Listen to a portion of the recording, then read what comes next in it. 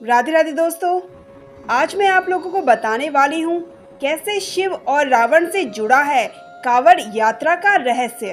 तो चलिए दोस्तों, जानते हैं इसके पीछे की पौराणिक कथाएं और कैसे शुरू हुई शुभ कांवड़ यात्रा। कौन थे पहले कांवड़िया। सावन का महीना शुरू हो गया है और इसी के साथ ही केसरिये कपड़े पहने शिव भक्तों के जत्थे गंगा का पवित्र जल शिवलिंग पर चढ़ाने निकल पड़े हैं। ये जत्थे, जिन्हें हम कांवड़ियों के नाम से जानते हैं, उत्तर भारत में सावन का महीना शुरू होते ही सड़कों पर दिखाई देने लगते हैं। पिछले 2 दशकों से कांवड़ यात्रा की लोकप्रियता बढ़ती जा रही है और अब समाज का उच्च एवं शिक्षित वर्ग भी कांवड़ यात्रा में शामिल होने लगा है। लेकिन क्या आप जानते हैं कांवड़ यात्रा का इतिहास? सबसे पहले कांवड़िया कौन थे? इसे लेकर अलग अलग क्षेत्रों में अलग अलग मान्यता है। तो आइए जानते हैं इसके बारे में विस्तार से। नंबर 1, परशुराम थे पहले कांवड़िया। कहा जाता है कि परशुराम थे पहले कांवड़िया। कुछ विद्वानों का मानना है कि सबसे पहले भगवान परशुराम ने उत्तर प्रदेश के बागलपन के पास स्थित पूरा महादेव का कांवड़ से गंगाजल लाकर अभिषेक किया था। परशुराम इस प्राचीन शिवलिंग का जलाभिषेक करने के लिए गढ़मुक्तेश्वर से गंगा जी का जल लाए थे। आज भी इस परंपरा का पालन करते हुए सावन के महीने में गढ़मुक्तेश्वर से जल लाकर लाखों लोग पूरा महादेव का जलाभिषेक करते हैं। गढ़मुक्तेश्वर का वर्तमान नाम ब्रज घाट है।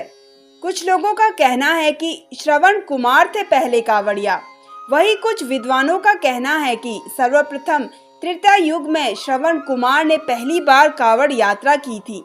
माता पिता को तीर्थ यात्रा कराने के क्रम में श्रवण कुमार हिमाचल के ऊना क्षेत्र में थे, जहां उनके कंधे में माता पिता ने उनसे मायापुरी यानी हरिद्वार में गंगा स्नान करने की इच्छा प्रकट की थी।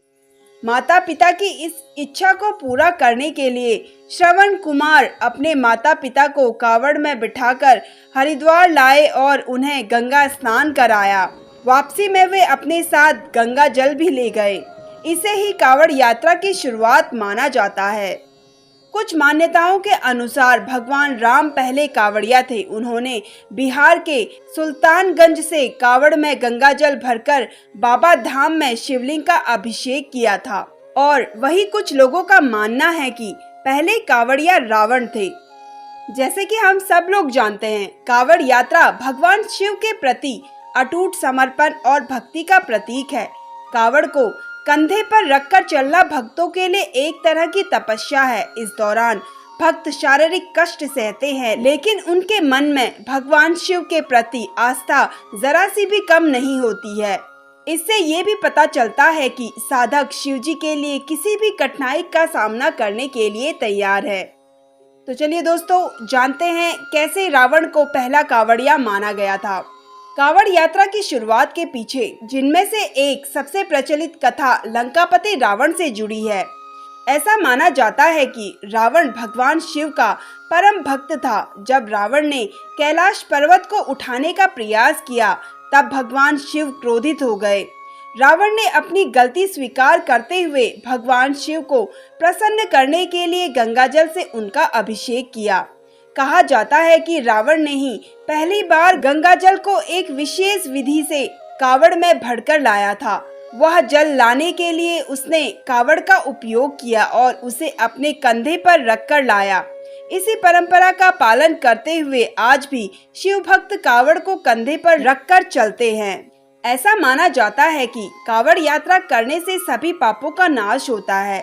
यह माना जाता है कि पवित्र गंगाजल को कंधे पर रखकर चलने से भक्तों के सारे पाप धुल जाते हैं और उन्हें मोक्ष की प्राप्ति होती है। इसके साथ ही देवों के देव की कृपा मिलती है और जीवन में शुभता बनी रहती है। रावण ने की थी इस परंपरा की शुरुआत।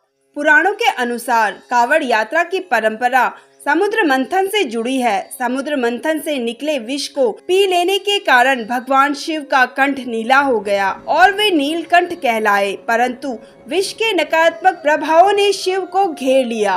शिव को विष के नकारात्मक प्रभावों से मुक्त कराने के लिए उनके अनंत भक्त रावण ने ध्यान किया। तत्पश्चात कावड़ में जल भरकर रावण ने पूरा महादेव स्थित शिव मंदिर में शिवजी का जलाभिषेक किया। इससे शिवजी विष के नकारात्मक प्रभावों से मुक्त हुए और वहीं से कावड़ यात्रा की परंपरा भी आरंभ हुई। देवताओं ने सर्वप्रथम किया था जलाभिषेक। कुछ मान्यताओं के अनुसार समुद्र मंथन से निकले हलाहल के प्रभावों को दूर करने के लिए देवताओं ने शिव पर पवित्र नदियों का शीतल जल चढ़ाया था। सभी देवता शिवजी पर गंगा जी से जल लाकर अर्पित करने लगे। सावन मास में कावड़ यात्रा का प्रारंभ यहीं से हुआ था। तो दोस्तों, ये थी सावन से जुड़ी कुछ महत्वपूर्ण सूचना। कैसी लगी आपको कमेंट करके ज़रूर बताइए। और अगर आप मेरे चैनल पर नए हैं तो मेरे चैनल को सब्सक्राइब कर लीजिए। धन्यवाद।